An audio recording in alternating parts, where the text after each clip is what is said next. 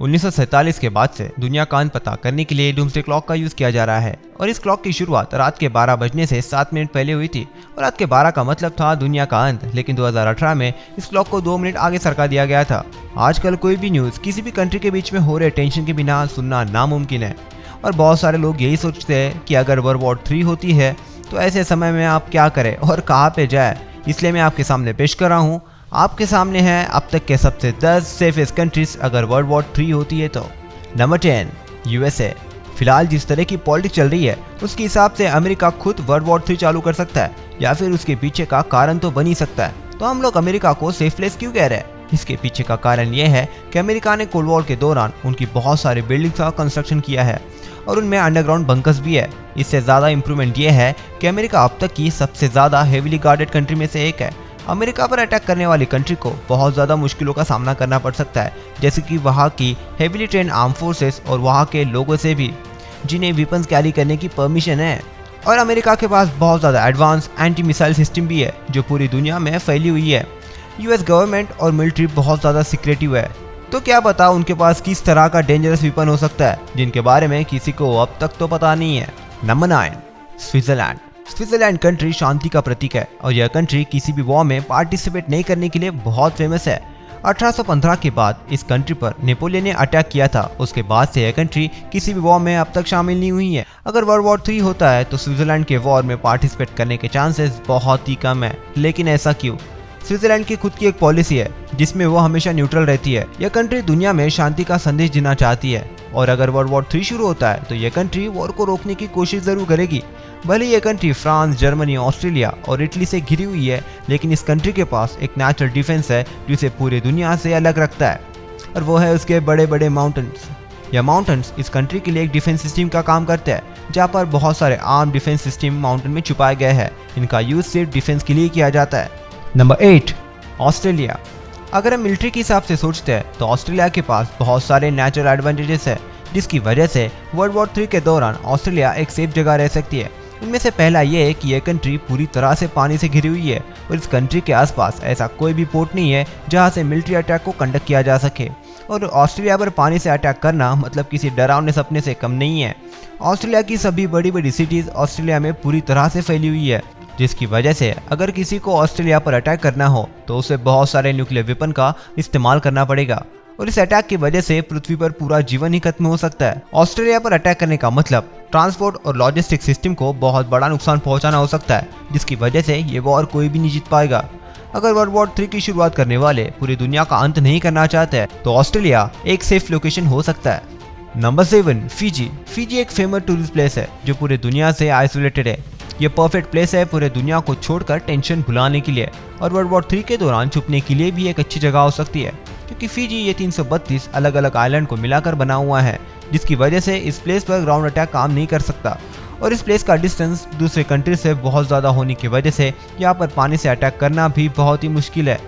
आप फिजी को उन लोकेशन में ऐड कर सकते हो जहाँ पर अटैक करना बहुत ज़्यादा महंगा गिर सकता है। अगर आपको नारियल और फिशिंग पसंद है और पूरी दुनिया एक दूसरे की जान लेने पर तुली है तो फिर वर्ल्ड वॉर 3 के दौरान फिजी आपके लिए एक बहुत ही सेफ प्लेस हो सकती है। नंबर 6 किरिबाती और मार्शल आइलैंड।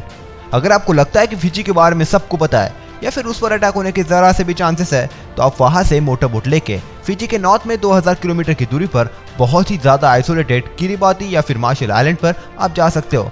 आपको पता है कि यह प्लेस कितना आइसोलेटेड है? यह आइलैंड 75 लाख स्क्वायर मीटर तक ओशन से पूरी तरह से घिरा हुआ है। यूनाइटेड स्टेट ने इस जगह को तो इतना आइसोलेटेड माना था कि 1950 में उन्होंने वहां पे न्यूक्लियर वेपन्स को टेस्ट भी किया था, लेकिन उस न्यूक्लियर अटैक से निकलने वाले रेडिएशन से आपको डरने की कोई भी जरूरत नहीं है।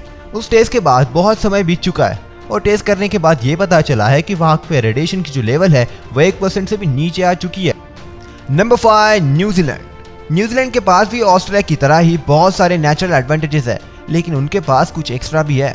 न्यूजीलैंड ग्लोबल पीस इंडेक्स में 4थे नंबर पे आता है। इसका मतलब यह है कि यह कंट्री उन कंट्रीज में से एक है जो फाइट्स में पार्टिसिपेट नहीं करने वाली, जो वर्ल्ड वॉर 3 में बदल सकती है।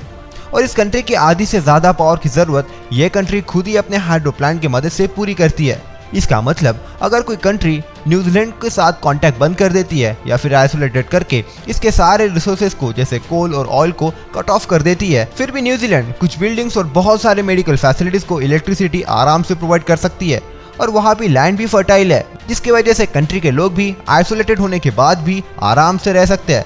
बहुत सारी कंट्री सेल्फ सफिशिएंट नहीं होती है, जिसकी वजह से अगर उनके रिसोर्सेज बंद किए जाए तो उनको बहुत ही विपदा होती है।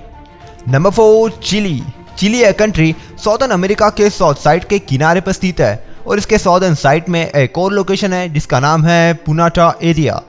चिली के सबसे सेफेस्ट लोकेशन में से एक ये है, क्योंकि यह कंट्री दुनिया के सारे न्यूक्लियर पावर कंट्री से काफी ज्यादा दूर है। फिजी और किरिबाती जैसे प्लेसेस भी वर्ल्ड वॉर 3 के लिए सेफ प्लेसेस में से एक है, लेकिन वहां पर जाना थोड़ा मुश्किल है। चिली एक कॉन्टिनेंट मेनलैंड पे लोकेटेड है और अमेरिका और कनाडा के कॉन्टिनेंट लैंड से भी कनेक्टेड है। यहाँ पर प्लेन की फैसिलिटी होने की वजह से ट्रैवलिंग करना भी बड़ा आसान हो जाता है, जिसकी वजह से वर्ल्ड वॉर 3 के दौरान ये आइडियल प्लेस हो सकता है। अगर किसी तरह से लैंड अटैक चिली के माउंटेन को पार करके आपके पास आता भी है तो भी आप वहां से 2000 किलोमीटर की दूरी पर ईस्टर आइलैंड पर जा सकते हैं। यह ट्रिप बहुत ज्यादा हार्ड हो सकती है, लेकिन यह वर्थ जरूर है, क्योंकि साइंटिस्ट के अनुसार यह प्लेस आइसोलेटेड होने की वजह से यह आपको वर्ल्ड वॉर 3 के दौरान हो रही किसी भी न्यूक्लियर अटैक से बचा सकती है। और आप चिली के साउथर्न साइड में स्थित और एक जगह पर मोटर बोट की मदद से जा सकते हैं, जिसके बारे में हम आपको आगे बताने वाले हैं। Number 3, Greenland. ग्रीनलैंड डेनमार्क जैसी कंट्री है। ये मैं आपको इसलिए बता रहा हूँ क्योंकि ग्रीनलैंड में पॉलिटिकल डिसीजन डेनमार्क से काफी ज्यादा मेल खाता है, जो ग्लोबल पीस इंडेक्स में दूसरे नंबर पे है। तो आप यही सोच रहे होंगे कि हम डेनमार्क की जगह पे ग्रीनलैंड पर क्यों जा रहे हैं। इसके पीछे का रीजन है डेनमार्क के जियोग्राफिकल लोकेशन में। डेनमार्क यूरोप के मेनलैंड से कनेक्टेड है। अगर वहाँ पर गलती से कोई न्यूक्लियर अटैक होता है तो डेनमार्क के साथ यूरोप का कुछ हिस्सा भी साथ में डिस्ट्रॉय हो जाएगा। लेकिन ग्रीनलैंड यूरोप से कनेक्टेड नहीं है, बल्कि यह उससे काफी दूर है और ये नॉर्थ अमेरिका से थोड़ा नजदीक भी है, जिसकी वजह से ये लोकेशन यूरोपियंस, अमेरिकन और कैनेडियंस के बचने के लिए एक आइडियल प्लेस हो सकती है। और न्यूजीलैंड की तरह ये कंट्री अपने टोटल पावर में से 70% रिन्यूएबल एनर्जी रिसोर्सेज में से जनरेट करती है, जैसे कि हाइड्रो प्लांट।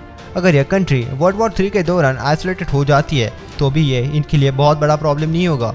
ग्रीनलैंड ये प्लेस नॉर्थ साइड में बहुत ज़्यादा फैली है, जिसकी वजह से ये वॉर के इफेक्ट से भागने के लिए एक अच्छी जगह हो सकती है।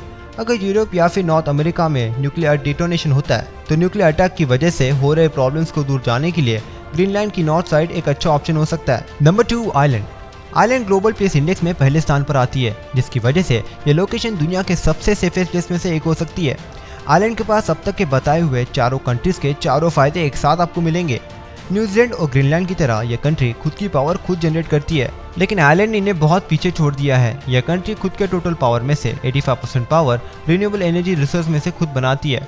वो उनके बहुत सारे नदियों से और वाटरफॉल से हाइड्रो प्लांट की मदद से पावर जनरेट करती है और उनके जियोग्राफिकल एडवांटेज की वजह से वहाँ पर बहुत सारे जियोथर्मल प्लांट का यूज भी करते हैं पावर जनरेट करने के लिए। भले ये प्लेसेस फिजी और किरिबाती जैसे आइसोलेटेड नहीं है, लेकिन वहाँ पर मेनलैंड यूरोप से काफी दूर है, जो एक बहुत बड़ा एडवांटेज है। लेकिन ये प्लेस इतना भी आइसोलेटेड नहीं है कि यहाँ पर जाना मुश्किल गिरे। आइसलैंड बहुत ज़्यादा पॉपुलेटेड कंट्री भी नहीं है, जिसकी वजह से कुछ हजार लोगों को ये आराम से मदद कर सकती है। वाइकिंग के स्टोरी के अनुसार भले ही ये आइलैंड आइसी और कोल्ड बताया गया हो, लेकिन असलियत में आइलैंड ग्रीन और फर्टाइल है।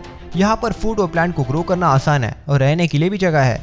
भले ही पूरी दुनिया एक दूसरे पर अटैक कर रही हो, लेकिन यहाँ पर आपको इलेक्ट्रिसिटी कभी भी कम नहीं पड़ेगी। Number 1, Antarctica. Iceland global peace index में पहले स्थान पर है और पिछले फैक्ट में बताने अनुसार यह लोगों के लिए जन्नत से कम नहीं है। तो फिर आप यही सोच रहे होंगे कि हम ये लिस्ट में नंबर 1 पे क्यों नहीं रख रहे, क्योंकि हम जिस जगह की हम बात कर रहे हैं वो कोई कंट्री नहीं है, लेकिन वर्ल्ड वॉर 3 के दौरान वहाँ पर इतने सारे लोग ज्वाइन होंगे कि वो एक कंट्री से कम नहीं बन जाएगी या फिर एक कंट्री बन जाएगी। आपने सही सुना, वर्ल्ड वॉर 3 के दौरान सबसे सेफ प्लेस लोकेशन है अंटार्कटिका। कभी कभार आपको सिचुएशन को दूसरे एंगल से देखना पड़ता है। हमारे लिस्ट में बहुत सारी कंट्रीज है जो हमारे लिए एक सेफ प्लेस हो सकती है, लेकिन साइंटिस्ट कहते हैं कि अंटार्कटिका सबसे बेस्ट ऑप्शन हो सकता है। कभी कभार आपको सिचुएशन को दूसरे एंगल से देखना पड़ता है। साइंटिस्ट ने अब तक जितने भी न्यूक्लियर कंट्रीज है उनकी लोकेशन को स्टडी करने के बाद, उनके बीच के कॉन्फ्लिक्ट को जानने पर, उनके कुछ रिस्क पैरामीटर को ऐड करने के बाद, कुछ न्यूमेरिकल वेदर प्रेडिक्शन करने के बाद उन्हें कुछ खास रिजल्ट नहीं मिले। ऐसा पता चलता है कि पूरी दुनिया बहुत बड़ी मुश्किल में है, लेकिन अंटार्कटिका इन सब से हजारों किलोमीटर दूर है और इसके रिलेटेड दुनिया का पहला वर्ल्ड न्यूक्लियर आर्म एग्रीमेंट हुआ था और अंटार्कटिक टेरिटरी को 1959 में साइन किया गया था, जिसमें अंटार्कटिका पर किसी भी प्रकार के न्यूक्लियर अटैक करना बैन है। लेकिन हम यहाँ पर कैसे जा सकते हैं? शायद आपको याद होगा इसके पहले फैक्ट में मैंने आपको चिली एक कंट्री के बारे में बताया था, पुंटा एरियाज के बारे में, जो ओशन से काफी ज्यादा नजदीक है और वहाँ से लोग अंटार्कटिका के एक्सपेडिशन के लिए निकलते हैं। तो क्यों ना हम एक काम करते हैं, हम सब वहाँ पर एक जगह पे मिलते हैं, वहाँ पर कुछ ड्रिंक्स बाय करके खुद के लिए कुछ गर्म कपड़े खरीद कर अंटार्कटिका के लिए निकलते हैं। भले इस लोकेशन में सर्वाइव करना हार्ड लगता है, लेकिन इससे पहले भी लोग यहाँ पर सर्वाइव कर चुके हैं। अंटार्कटिका सर्कल एक बहुत बड़े बंकर का घर था जिसका नाम था सिटी अंडर द आइस, जिसे कोल्ड वॉर के दौरान बनाया गया था और ऐसा अंटार्कटिका में फिर भी हो सकता है। तो क्या आप हमें यहाँ पर ज्वाइन करना चाहोगे? तो अगर आप यहाँ तक वीडियो देख रहे हो तो मुझे यकीन है कि मैं एक स्मार्ट से ही बात कर रहा हूँ और एक स्मार्ट को मैं यही कहना चाहूंगा कि please do like, share and subscribe, ताकि हम आपको डेली स्मार्टनेस का डोज दे, वो भी गारंटी। तो तब तक के लिए बाय, और अब तक के लिए देखिए लेफ्ट या फिर राइट। बाय।